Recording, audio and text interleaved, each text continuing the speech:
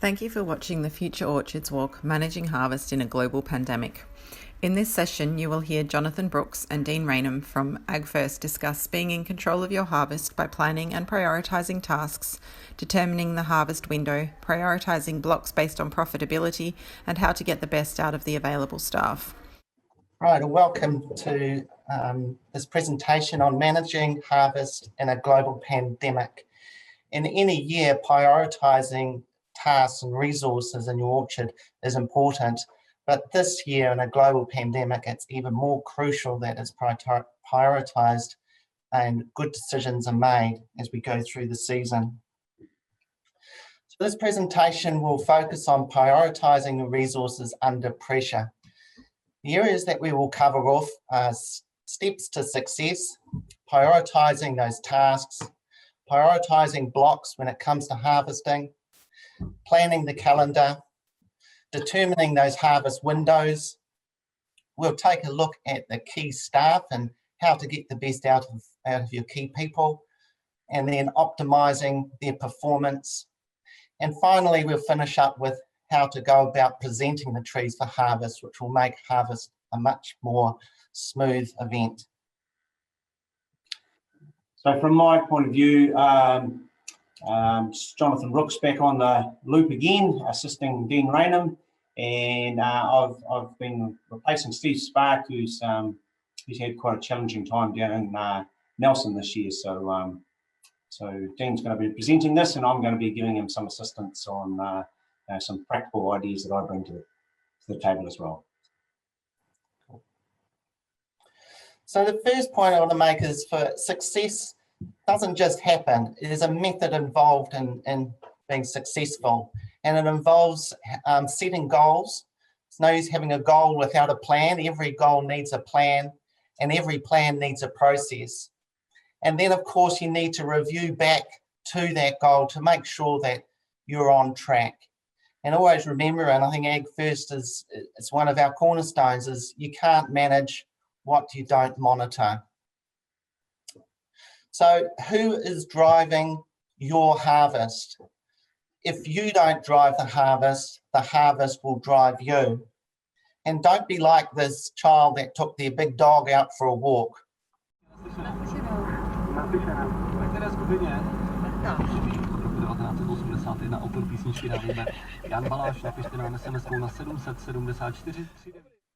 So obviously the analogy there is the harvest is the large dog and the manager is the small child.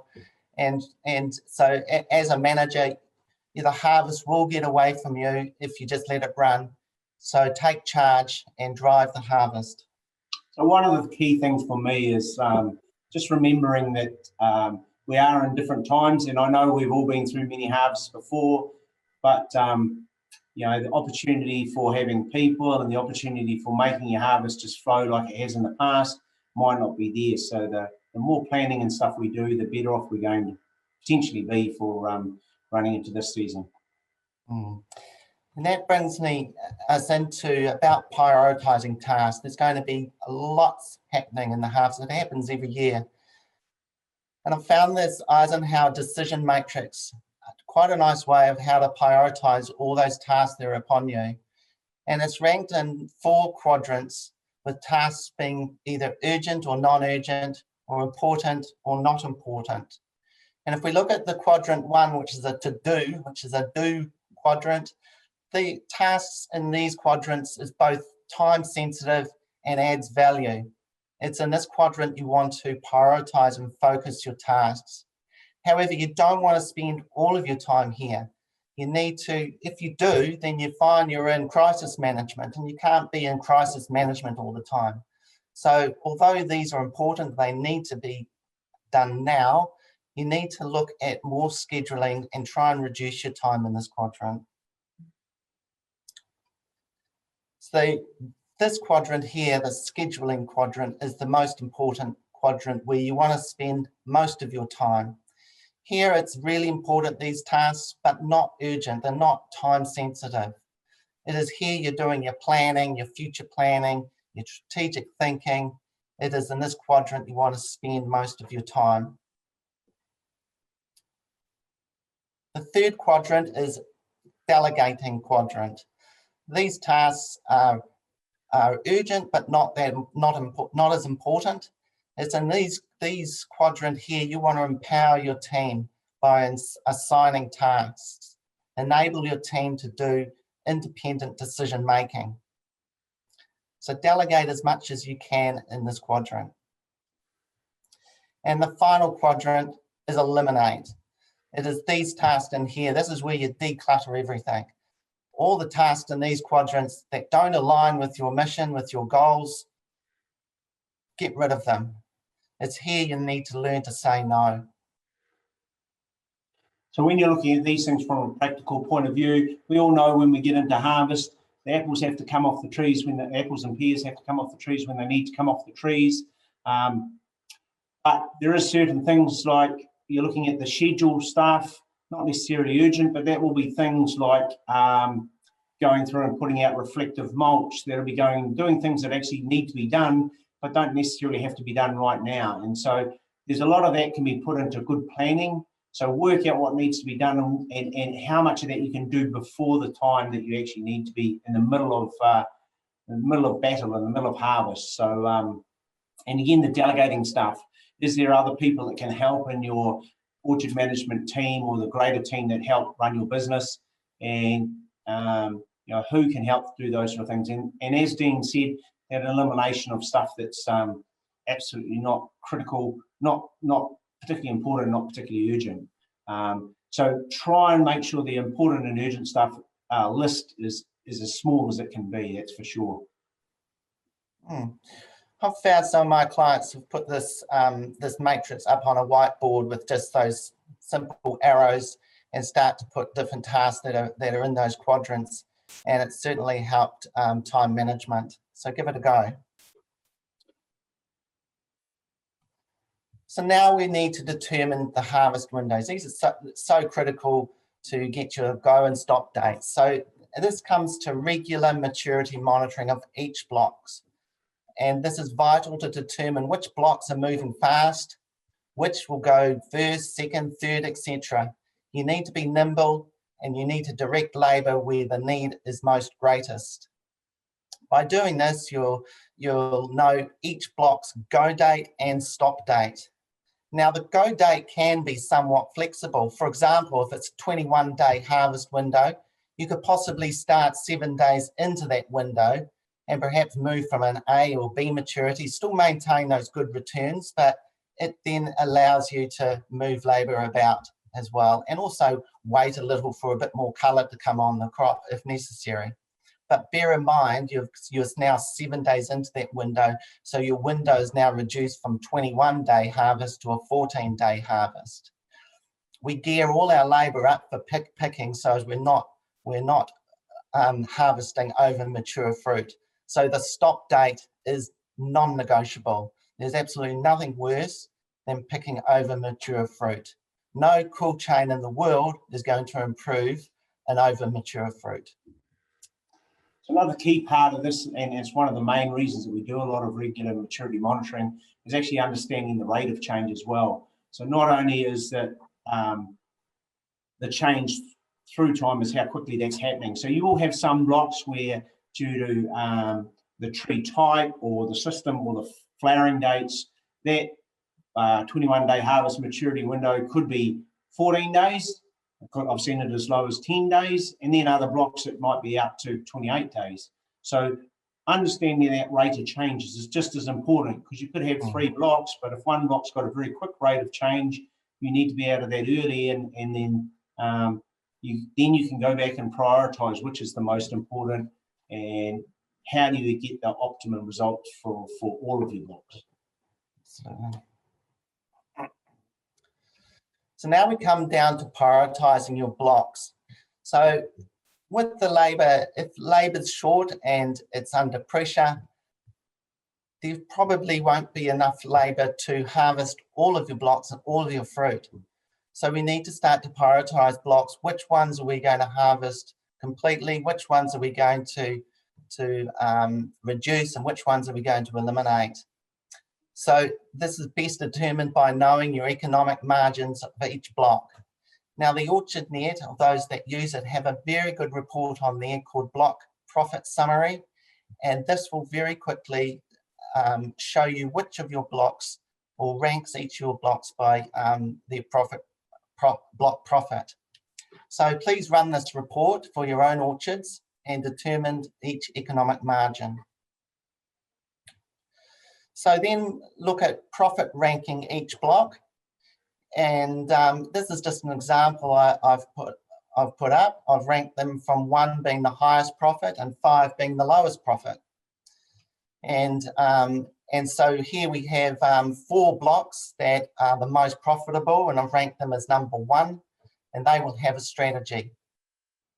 2 blocks ranked 2 second most profitable blocks, so important, but they will have a different strategy than the number 1 profit ranked blocks. We've got 1 block that's ranked 3, we've got 4 blocks 4, and then we have the last 3 blocks there that have contribute the lowest in profitability to the orchard, and they will have a separate strategy as well. So now we look at prioritising those resources to make those blocks that make the largest contribution to profit, and having a picking strategy for each block by profit ranking. So if we do look at an example here, for example, we've got the Rosy Glow block, which is profit rank number 1, contributes the largest to the orchard. So the picking strategy is we need to enable our resources, so we're picking the whole crop here. So our target is to pick everything. Then we have the Kanzi example, which is ranked number 3. And in this particular block, our strategy there is we're going to pick the first 2 picks only. We'll target 80% picked, and let's target the larger fruit as well. And then we've got the last profit ranking, which is the least profit contributing to our block, and that's the lowest low yielding Royal Gala. And perhaps this picking strategy is there as we will strip pick that, and it will go straight to juice. A key thing to remember in through here is what we're trying to do is find a strategy for where we have pinch points of labour. We all know that Royal Gala is early in the season, and we might find that early part of the season, we actually don't have a pinch point for labour. So we may still go through and pick that with no problem at all. But what we don't want to do is be picking the Royal Gala when we should be picking the Kanzi, or pushing the Kanzi out because we're trying to get it away from the Royal Gala and putting it on top of the Rosy Glow. So it's really key that you understand that it's not just about the individual profitability of the block, it's about understanding if we've got a limited labour resource for whatever reason, how are we going to manage it and still optimise our results. So I'm not saying that you're not going to do that. I'm not saying that you might pick all of those Royal Gala. The last thing you want to do is decide to strip pick the Royal Gala for juice and then decide to pick them when you should be picking the Rosy Glow. That would be the worst case scenario for sure. And this ties in back into when you start picking, so maturity monitoring along the way, so you know when you stop that second pick with Kanzi and move on to the next one as well.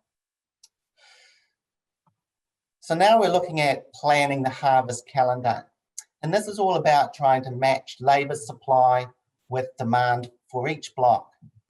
Now, having accurate crop estimates is really important here, and it's also vital if you're wanting to use the OrchardNet labour planning tool, which again is a really useful tool to plan your calendar. So here we have an example here. We have the labour demand on the left, and that's to harvest all of our fruit. So, but on the right, we have the supply. So we haven't got enough labour supply to fulfil the demand. So what are we wanting to do?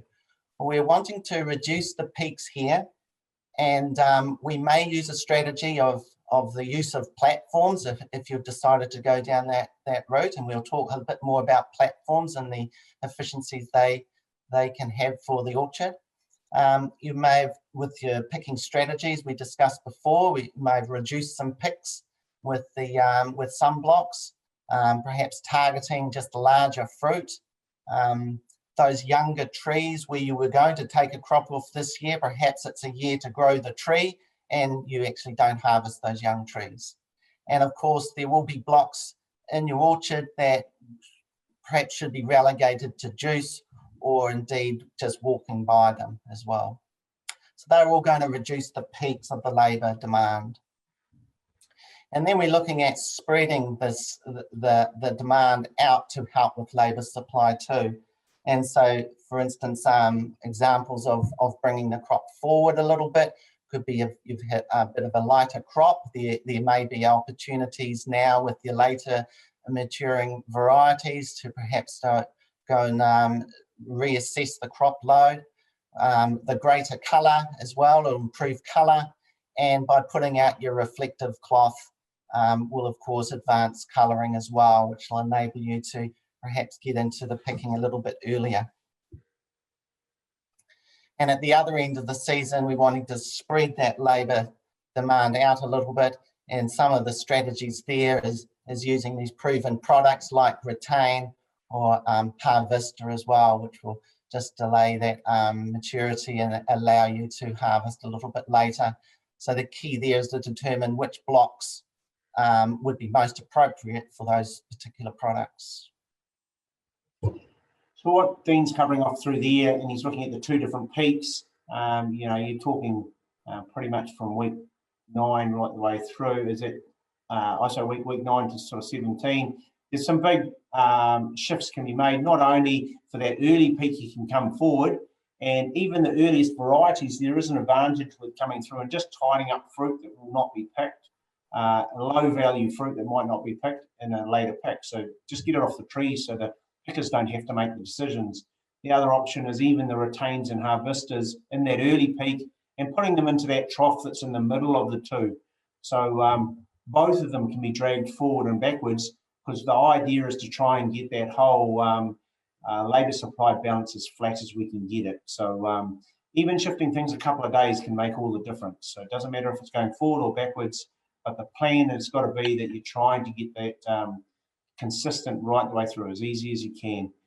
And remember that you know, you will get weather that will come and change things in amongst this too. So we've just got to make sure that whatever we've got as a commitment, the weather conditions will ultimately prevail, and they'll be what they're going to be as well. So now let's have a look at labour efficiency. And if the goal is maximising picking hours, we need our team to be performing at its best. Now, performance is a function of motivation or energy of the person and their capability or experience, perhaps, of doing a particular task. And if we're aiming for that, where that crosses in performance, we need someone with a high capability and equally high motivation. However, if we've got a team member that's got very good high capability, but very low motivation or energy to do the task, then it's going to be to that lowest denominator, being low motivation, and their performance will be hindered as such, or reduced by that amount. Likewise, if we had someone with very high energy, perhaps a student that's really getting into the industry, but have got very low capability, again, their performance will be quite low. So as managers, we need to be looking at getting our staff to be highly capable and highly motivated to get peak performance out of them. So some of the capability side of things we could look at, obviously, is training, which is key, and that's been highlighted. Take the time for training. It can be time consuming, but it's time worthwhile to get a well-trained staff team out there in the orchards. You know, providing them some feedback, constructive feedback, perhaps using a buddy up system with a more experienced operator for a day or two. Perhaps they're more suited in a team environment, so get them on that platform gang. Also, the other two areas which will help with capability is having the fruit quality at optimum. So, you know, it eliminates some decisions of which fruits to pick and which not to pick, eliminate dilemmas. And the canopy design will also improve capability and functionality of the team as well. So with as well as that, you've also got just general orchard systems as well, you know, making sure that that when the pickers are turning up to pick, bins are in the right place, they've got all their gear, they've got, as Dean said, they're all well trained up, but the people that are supporting them are actually allowing them to actually work to their optimum performance. They don't have to walk too far or think too hard or do too much to actually, all they've got to go there is go there and pick. And the more you can do that, the more you improve their capability and help improve their performance. So on the other axis there is motivation. So what can we do about getting a highly motivated team? And again, I've highlighted manage workloads. For sure, overworking your staff is going to decrease motivation over time.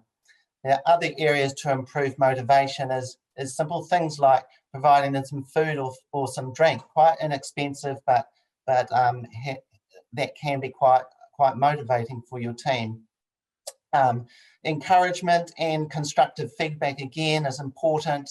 Perhaps flexible hours, look at flexible hours to get there'll be parents wanting to pick up their children after school, allow them to go and pick their family up from after school. It'd be better to get a highly performed person working 4 hours and continue to improve their motivation than having them work 6 or 7 hours and find that they leave at the end of the week. Provide incentivize and reward high performance. That's critical. You're wanting it, you need to incentivize and reward for good performance as well.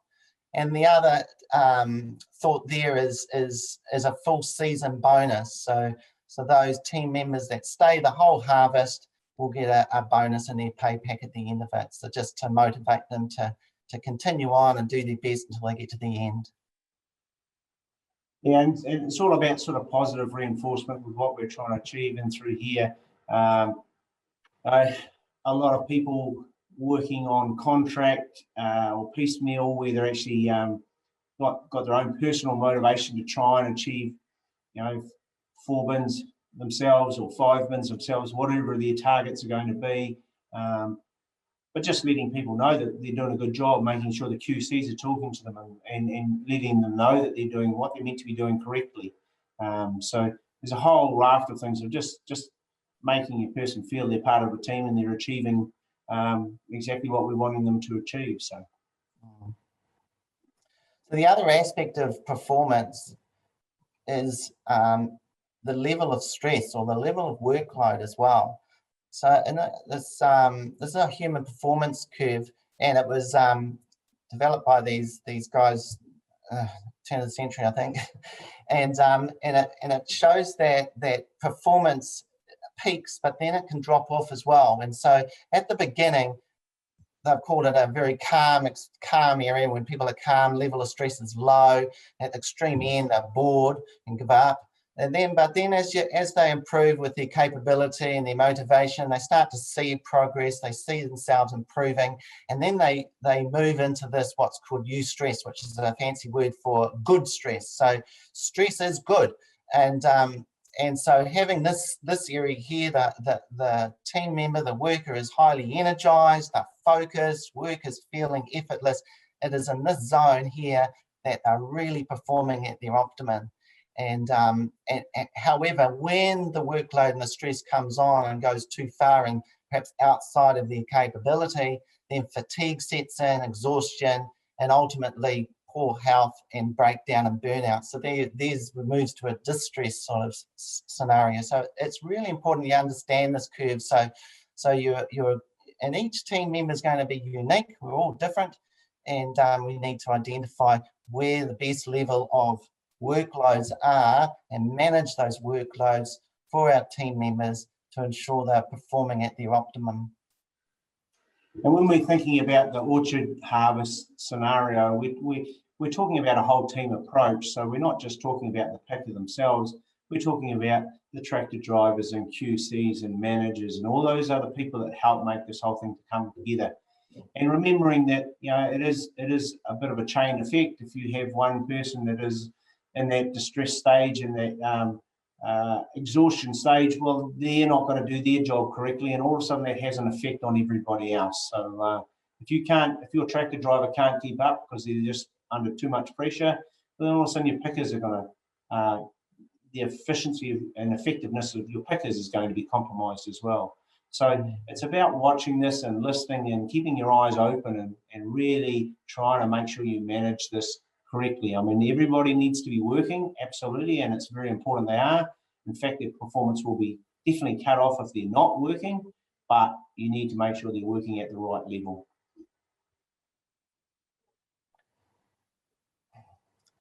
So matching task to worker is really important. So what is the best fit?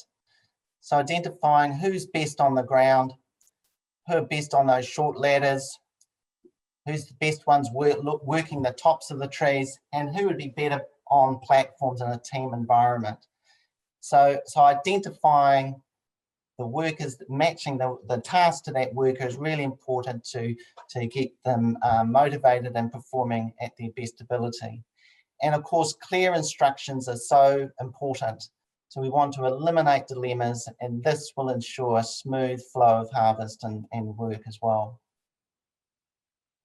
And part of that, we have to be careful that we're not looking like, the biggest, strongest person is always doing all the hardest work, and then someone else is just cruising. We want to make sure it's being fair for all, but we're trying to optimize the best performance we can get out of all of our pickers. So it might mean sometimes this, you might rotate between people. So there might be people picking the entire trees, and then there might be signs that people are only picking tops or bottoms or however it goes. But it's about just keeping your eyes open again and planning this and getting the best out of the situation you have in front of you. So just a word on platforms. Platforms, if you've chosen to invest in this technology, and we'll have a little video a bit further on or after these few slides, which is an interesting video that Jack and Jonathan prepared.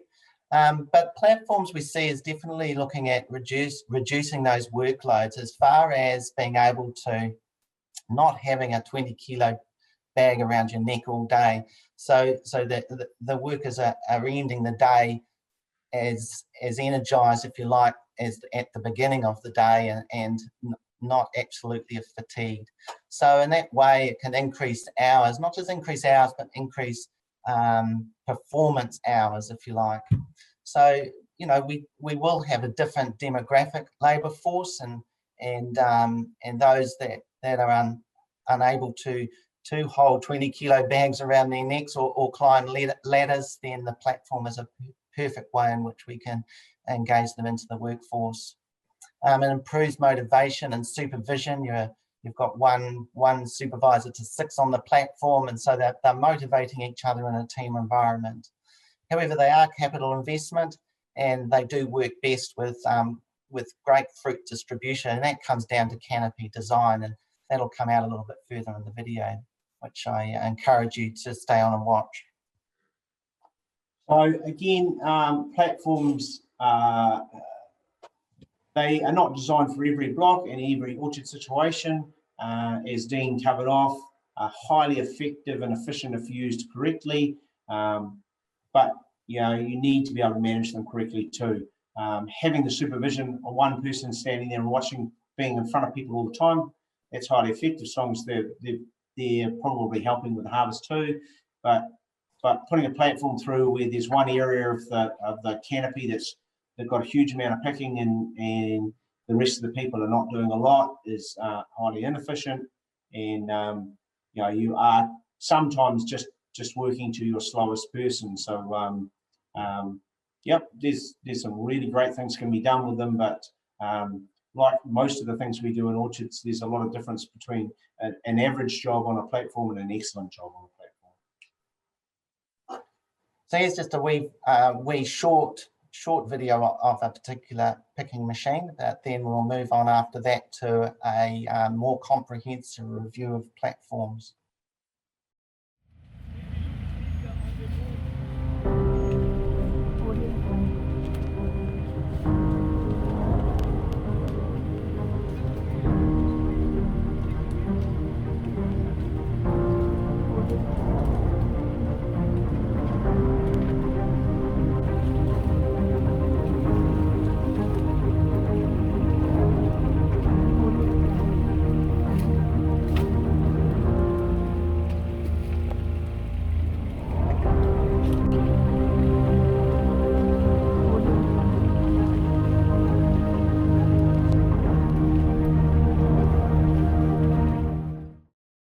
So we'll play now just to introduce the video. It's a bit of a little review of the platforms for orchard labour.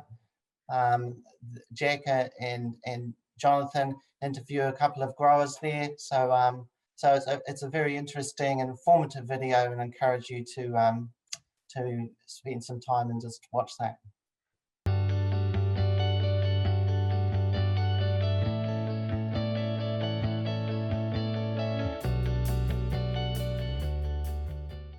G'day, Jack Wilson here from Ag First with Jonathan Brooks. We're back again doing another orchard walk, and we're going to look at do a bit of a review on some platforms. We're going to look at the two main types of platforms, the fixed height platform and the multi-level platform. We're going to run through the advantages and limitations of both of these, and also find out from a few growers what they think of these platforms after owning them for a few months.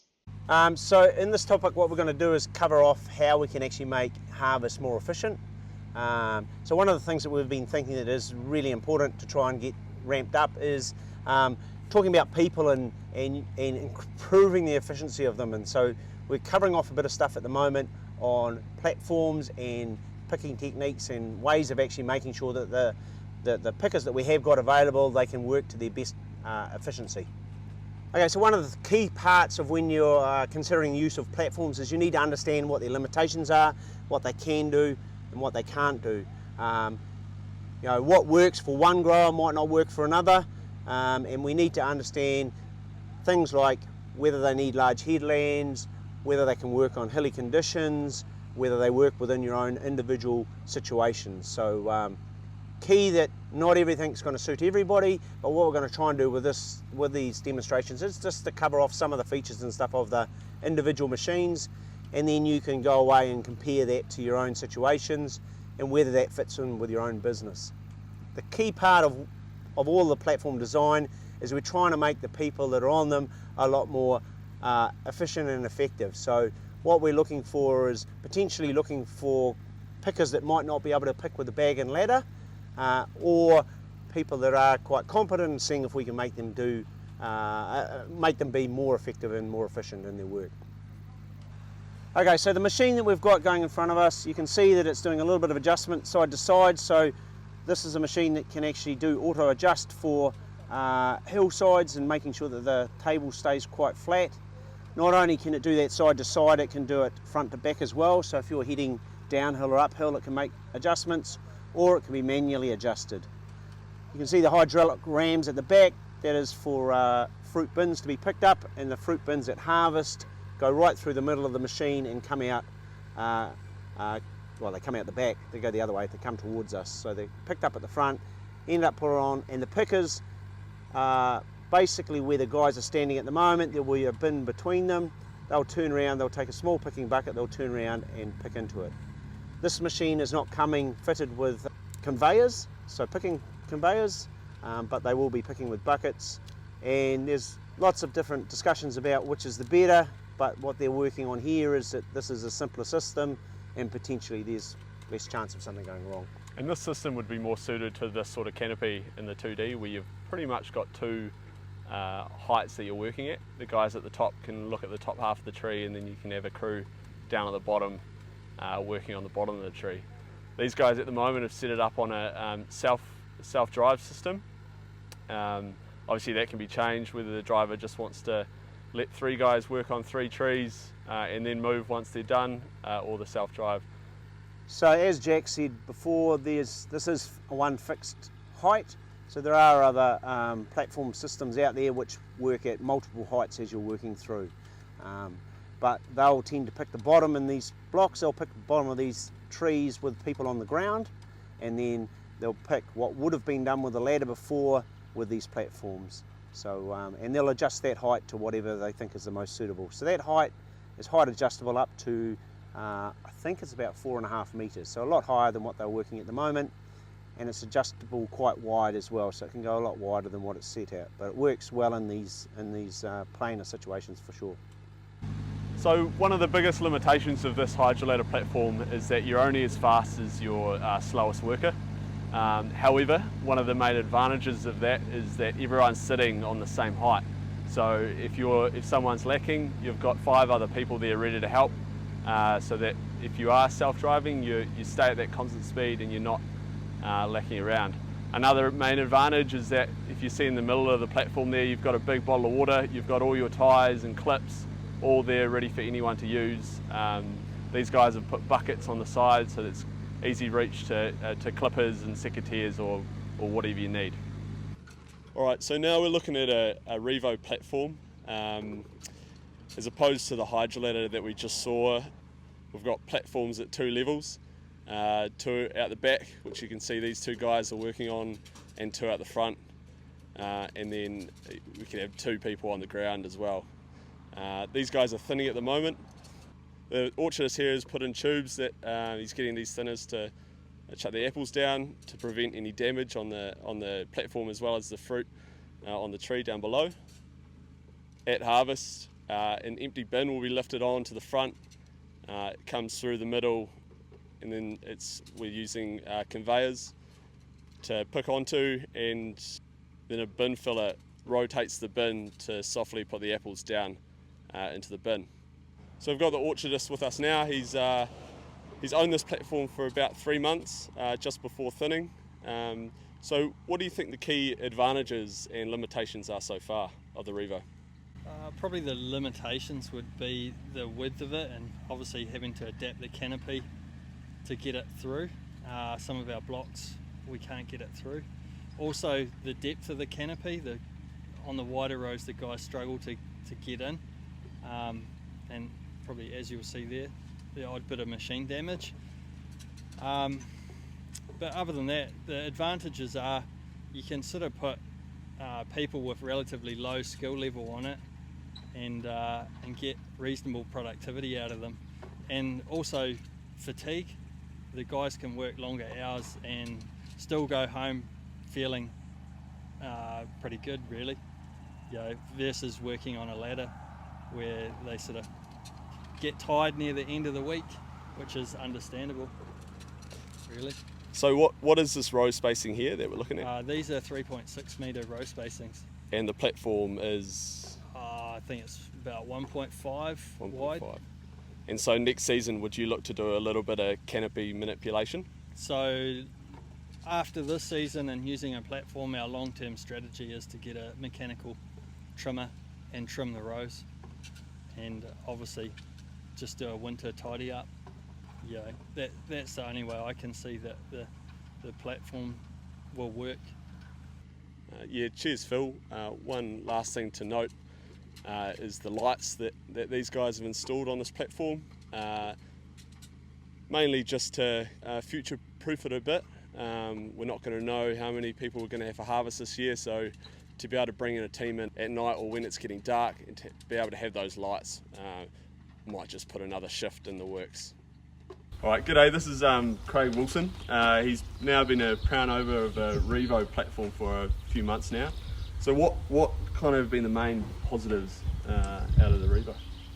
Well, the main positive is you're getting a different labour source on it, different dynamic person on it. So, they don't have to obviously go up ladders and all the rest of it. So, thinning those tops of the trees going through, when they don't have to take a ladder from tree to tree, and it's just a constant line. And I had 2 guys on hydros against 2 guys on this, and they were experienced guys on the hydros, and my daughter was new and all that, and they ended up after the first day beating them down the road doing just the same job. So, right. And same height, they could reach the whole part of the tree. Yeah. Whole part of the tree. Yeah. Okay. Yeah. So it's just it's sort of, I suppose, doing your bit to try and get that different dynamic on a tree. So so because of the elevators and all the rest of it, not having picking buckets. Yeah. So when you are thinning, you're looking at just the 2 people on the tops on the platform? Oh no, I think in the future we'll probably be looking at the 4, and the ground crew. Okay. Once the canopy is a little bit bigger, probably the biggest negative I could see is you're going to have to prune to it. You can't have any substantial branches on the top of the tree. The height's an issue, and if you're having to start a drop, tonnage per hectare, then you know whether that weighs up or whether you put the revo through and then have to put a hydro ladder through, which I wouldn't want to do.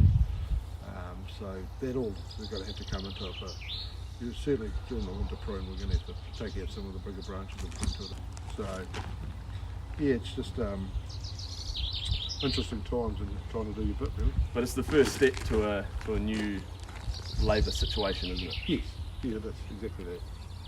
Okay, so in summary, after talking to a few growers around the Hawke's Bay region, we can tell that the advantages and limitations of both of these platform systems, the fixed height and the multi-levelled system, coincide with each other. Some of the main advantages of these platforms is that they support a team environment with limited experience needed. It reduces fatigue of our workers, leading to better productivity over time. These guys can go home less fatigued and come back fresh in the morning. However, one of the overriding limitations of these is the suitability to different canopies. The situation in the Revo platform was the 3D canopies, although it got most of the tree, height was a problem and depth of the canopy was an issue. In order to fix that, we'll need to be doing a lot of canopy manipulation, whether that be trimming or making some hard cuts down the bottom for that platform to get through the rows. However, overall, if you're looking to invest in platform technology, I think you need to have a look at what your orchard's doing at the moment, what your canopy system structure is set up, and figure out what percentage of your orchard would be suitable to these platform situations, and then go from there. Every orchard is going to be different and is going to require different features from different platforms. However, overall, I think removing ladders and picking buckets and being able to attract a different demographic to work in our orchards is a massive positive. We just need to make sure we have the processes in place to make those people on the platforms as efficient as they can be and make the trees as suitable as they can be to this platform to make this work. It's a step in the right direction to fix our labour issues. It may not solve the whole problem, but it's a step in the right direction.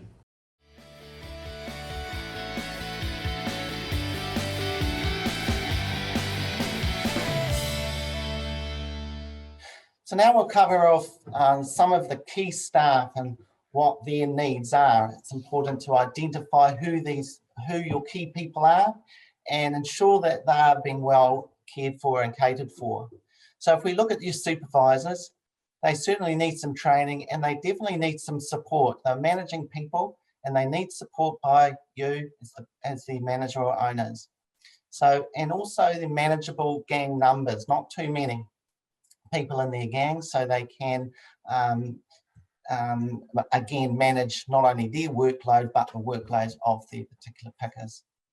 They obviously need motivation and of course need to set some targets. Everyone needs some targets and they can be measurable and rewarded for high performance as well if you've got the targets.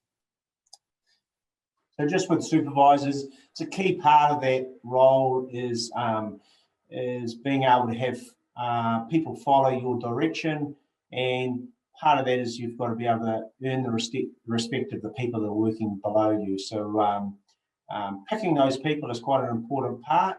Some people are extremely good at their role and when it comes to picking or doing whatever, but leading other people is not exactly the same as doing. So yeah, very important that if you identify these people, they're identified for that skill set. So if we look at tractor drivers, of course, the machinery and equipment must be well maintained and not and reliable. That's vital. Workload management again, helping them identify that there's going to be a smooth flow of bins in and out, and so managing their workload is going to be vital for them. And also motivating them like everyone needs, and of course targets as well. So again, coming to tractor drivers, you get lots of different ways that people run harvest with the tractor. Sometimes it's just bedlam and tractors are screaming all over the place, and you know, pickers are yelling out at tractors and there's bins banging all over. And then there's other scenarios where the tractor has it well planned out, the bins are laid out in the right areas down the rows, and all that's generally happening is a lot of the rushing around is done before or after the pickers are there, and then they're just quietly plodding their way through. Not necessarily going slow, but just being very, very efficient and effective in what they do. And you know, this is a dangerous area. We have to think of this from a occupational health and safety point of view. So yeah, we do need to make sure they are the right people. You know, a young, wired teenage boy was always, when I was younger, was always good for the tractor driver because they tended to go flat out, but I'm not necessarily sure that that's actually the best scenario now. So need to be just well balanced in what they do. QCs are another important part of the harvest. Of course, they need training, they need good, reliable equipment. If they're using digital equipment like an iPad or a tablet, you know, it needs to be working, the battery's not going to run flat, good connectivity, etc. And also have backup for them as well in case something does go out in the field. You know, don't want any downtime in the QC's area, and perhaps having a simple clipboard and pad and pen as a backup to any digital platform they may be using. Obviously, they also, and everybody does need to be motivated and give them some good feedback in those other areas that we talked about earlier. And of course, again, targets as well. Everyone needs targets. So I cut my teeth as an orchard QC, so this is an area that I am well experienced. One of the key things I think that's quite useful in this is to really engage your QCs and let them understand on a block specific area what it is, how we're going to get the best out of it. So maybe a block's got a little bit lower colour, or it's got a little bit of a challenge in through the year. What the QC has to be is very, very confident in what they're allowing to be picked and what they're not allowing to be picked. So they need to be able to think on their feet, and they need to be able to get direction correctly and say, okay, well, this block we're going to go a little bit harder, this block we're not, this block we're going to watch the maturity. So they're all about what's going on. They need to be a very good conduit between the picker and the post-harvest facility. So what needs to go into storage and what's likely to be thrown out when it's being packed too. So there's no point for anybody if fruit's being harvested and it's not likely to make it through into high value fruit. So yeah, highly important role. But they need to be well trained and they need to be well aware of what they can and can't do. And finally, obviously, the pickers, we've talked a little bit about them and how there'll be new people coming through, new demographics. So the training is absolutely important there. Having good, reliable equipment, ergonomic equipment as well. Is it time to invest in some new picking bags? Perhaps some have seen their best before date expired. So look at their equipment. We're wanting to have a highly motivated staff, which is important for retention of staff. We want to optimize their performance right the way through the season. And of course, targets again, setting some targets, realistic targets, so stretch targets, but measurable targets so we can incentivize and reward high performance as well. And this is another key area too. All of the people above the supervisors, tractor drivers and QCs are all supporting the pickers. And so it is key that you know, the pickers are able to do their job as good as they can. They need to be well directed into what they're allowed to do and what they're not allowed to do. They need to be well supported in where the bins are, and so they don't have to walk too far. And so all of those things that make their job a lot easier, because once you have happy pickers that are doing a good job, then everything becomes a lot easier from there on. If you have unmotivated or grumpy pickers, everybody's job becomes a lot harder. So they're definitely a key part of the whole team. And you know, it's about managing people, and everyone's slightly different, and you just got to work out what pushes their buttons, and make it as enjoyable as you can.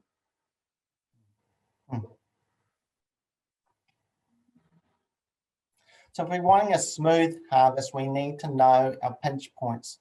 So if our goal is to maximize picking hours, we need to start thinking laterally to eliminate any bottlenecks. So this is about thinking on your feet, being flexible, adaptable, and really being decisive. Remember, no decision is still a decision, and you need to drive that harvest. It's important that you are having daily communications with your senior team. This is vital to identify early and anticipate and delegate wherever possible as well. So you've always got to have your eyes and ears open, and try and eliminate as many as all of those bottlenecks as possible. Often we find the pinch point is in the tractor driver workloads. For example, laying out the bins. Can someone else do this before the tractor driver arrives, just to smooth that harvest season through? And preparation, it's all about the preparation. Preparation for tomorrow starts today, and think back to that decision matrix and try and stay in that schedule quadrant as much as possible. Yeah, so a key part in here, as I said before, you also need to be looking forward to trying to maximise your results. And one of the things that does tend to go down a little bit in the heat of battle is pickers can get that push that all of a sudden they just start picking everything, and next thing you know, you go and pack stuff a month or two later, and it's either full of bruising or low colour or maturity is not correct or something like that's gone wrong. And there's opportunities for the supervisors and the QCs and the tractor drivers to pick up on some of this sort of stuff. So everyone kind of needs to work together. And maybe if the market looks like it's going to be a little bit different or it changes, that information needs to be fed back. We can't do anything about it. It is what it is. But if it looks like it's going to be a bit tough, maybe we need to try and solve some of those issues in the field, because it is a real challenge to try and put fruit away and harvest fruit, put it in cool store, pay a whole lot of money, get it packed, and actually not get paid for it. It's not what we're here for.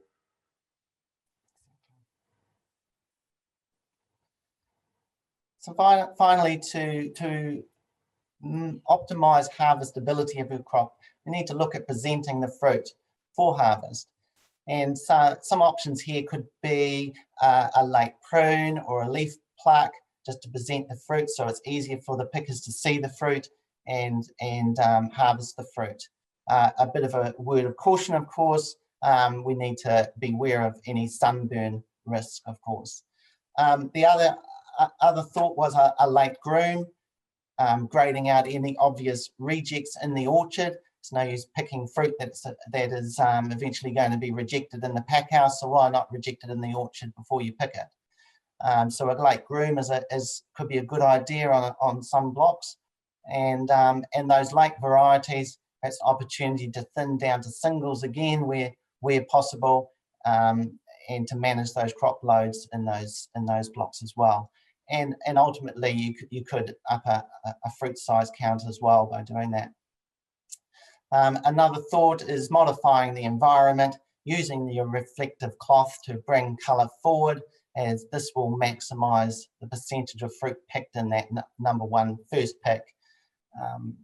And at the other end of the season, identifying which of those blocks would be best for a retain application or a harvester application, just to delay that maturity a week or so, and again help manage the harvest workload. Well, a lot of this is referring back to what we said at the beginning. It's about trying to keep ourselves out of that crisis management point and doing stuff that's in the scheduling. Stuff that's not quite as urgent, but we're actually is very, very important. So the more you can get that decision-making process for the pickers, i.e. every fruit they go and touch is the fruit that they should be picking, the more you can do that, the easier their job becomes, the more efficient they become too. So they can be the fastest, fittest, most conscientious picker in the world, but if 1 in 5 apples they're allowed to pick and the other ones they're not, they're just never going to be particularly efficient. So yeah, this is about trying to get that stuff and make things as good as we can make them. So we've got another video now, which is just over 5-minute video, and it's been put together by Jack and Ross, and it's looking at managing vigor and crop load to increase profit, and it dovetails nicely into this presenting the fruit for harvest, because when you have a nicely balanced tree where there's not over vigorous and more the carbohydrates are going into producing fruit than it is to producing shoot, then it makes harvest so much easier, and you also improve your class 1 counts markedly as well. So your profit certainly goes up. So stay on and encourage you to watch this video. Very, very informative.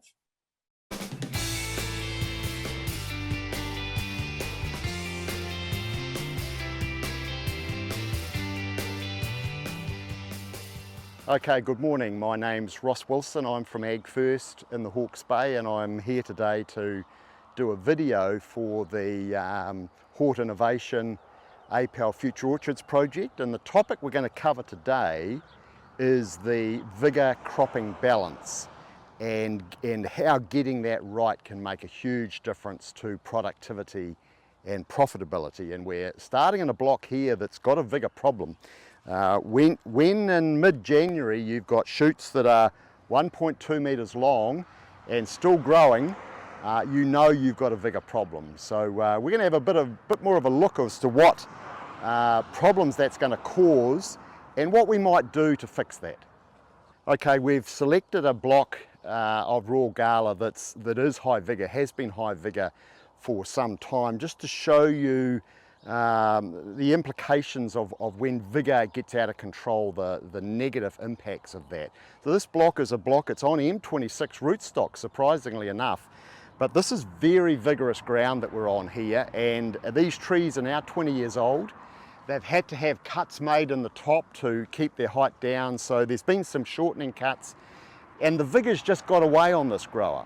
And you can see as we pan up the tree, you can see the length of the annual shoots. I mean, in the top there, they are well over 1 metre long, and not only that, but they are still growing. So the growing tips are still extremely active.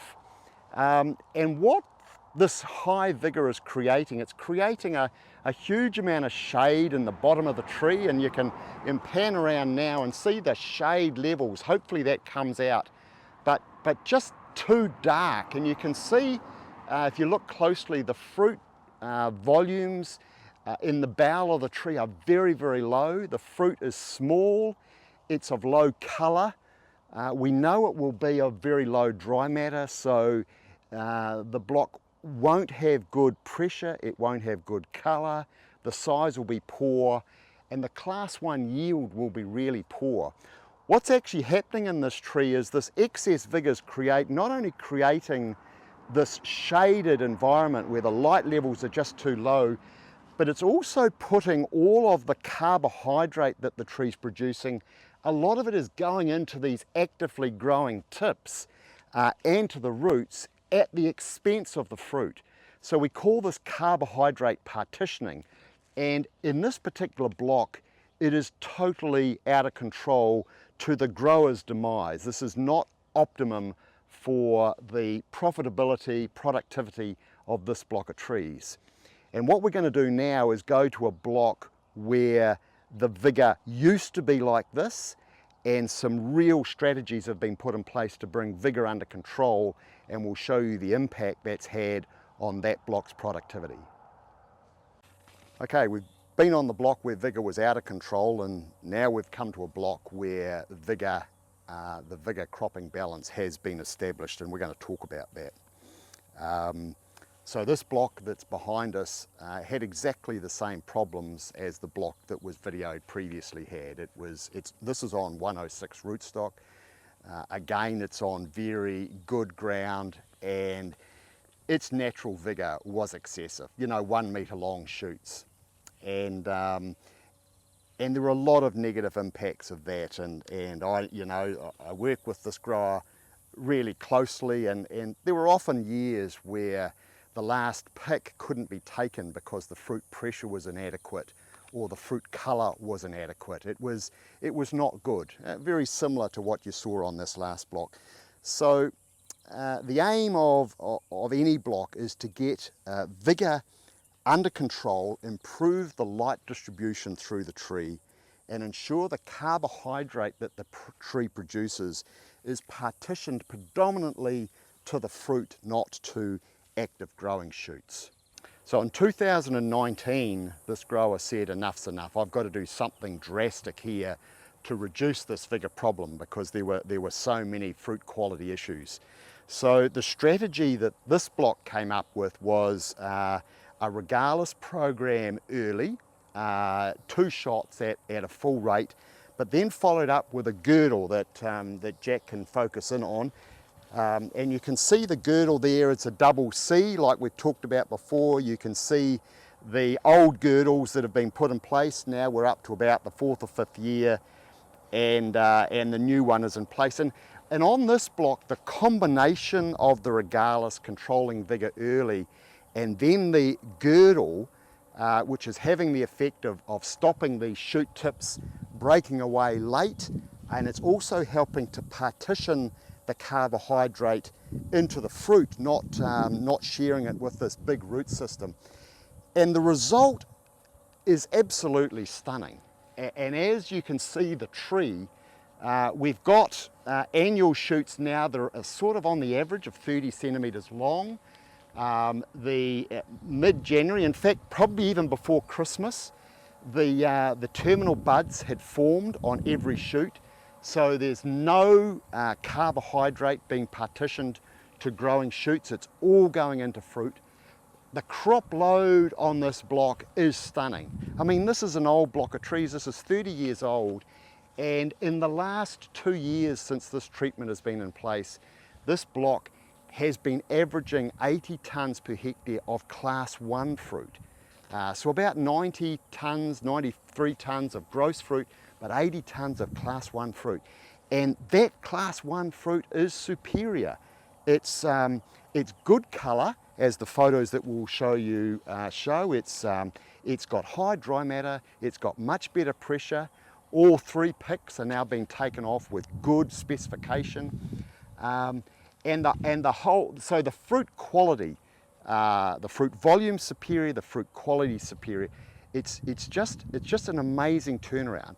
Here we have big 106 that were highly vigorous trees behaving like a dwarf tree and producing the fruit quality characteristics that a dwarf tree can produce. So once a tree has filled its allotted space, we need to use all the tools that are available to us to facilitate a tree that's in balance. It's producing enough wood to give us good replacement, but the vigour is not excessive, so we maintain good light distribution, and we have this good carbohydrate partitioning where fruit are the primary sink. In this particular block, we've talked about regalis and girdling being the 2 primary vigour control techniques, but there are a range of vigour controlling techniques that the grower needs to consider what's best for his block, his or her block. And they include things like late pruning in the summer or the late spring rather than when they're dormant, leaving a scan up, Jack, in the top of the tree. Can't see it here because these tops are under control, but leaving a sap drawer in the top of the tree that takes the energy of that top cut and then cutting that sap drawer off late. Making sure your pruning is sort of chunk pruning, thinning pruning rather than lots of shortening cuts. Do not do shortening cuts. Root pruning is another option that's available. As we've discussed on Future Orchards before, obviously regalis or apogee, ethereal post-bloom can have a good impact on just reducing vigour. The girdling works, and the other thing that can work is some early root zone drying so that we put the tree under a little bit of water deficit in that early spring to help that terminal bud form. And you'll see here beautiful terminal bud forming. You know, the last thing we want is for terminal buds to start exploding away. Vigor control, in summary, vigor control when the tree has filled its canopy space is one of the most important things that a grower must concentrate on, and the tools are there to get it right.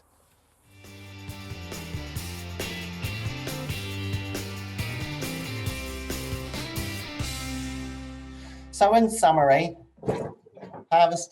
managing your harvest in a global pandemic is a unique situation for us all, and we need to really plan, we need to prepare and prioritise. The 3 Ps in the top are so important. Need to monitor back to make sure we're on track, and optimise staff performance is critical, and that's all about looking at their training needs, their capability, where they best fit in the team, motivating them by managing workloads and getting them to perform in that optimum zone of performance as well. Communication is absolutely critical and key, and it's going to identify any bottlenecks early, so you can have a plan in place already because you've anticipated them before they've actually occurred. This is eyes and ears need to be open. As orchardists, you always need to be thinking on your feet, and above all, act. You drive the harvest. Thank you. So from my point, I think it's also a key time at harvest that we actually, we've done a whole lot of work through the whole season, and this is when the rubber hits the road. So it's really important, as Dean said, about keeping your eyes and ears open. It's about learning from the results of what you've actually achieved through the year. Where have you done extra work somewhere, and has that result worked, and has it not worked? So it's about seeing the good, the bad and the ugly, recording it, because I know what tends to happen is it is a very busy time of year, and you come back and talk to people about it about a month later, and it becomes just a big blur. So it's really important that you're actually learning as you're going through, and you're recording as you're going through, and you're trying to make improvements for next year, because it's a key part of growing as we do, is every year we're trying to find an improvement. So it's a sort of a continuous improvement model. So, but yeah, I think if we can keep through, thank you very much. I think we've done hopefully best of luck for the harvest coming, and we might have given you a few ideas that might be helpful for improving it. If you have any questions for the speakers, please contact Rose Daniel, the Technical Manager at APAL. This presentation is part of the Future Orchards project, AP 15004, which is funded by Hort Innovation via the Apple and Pear Levy and government contributions.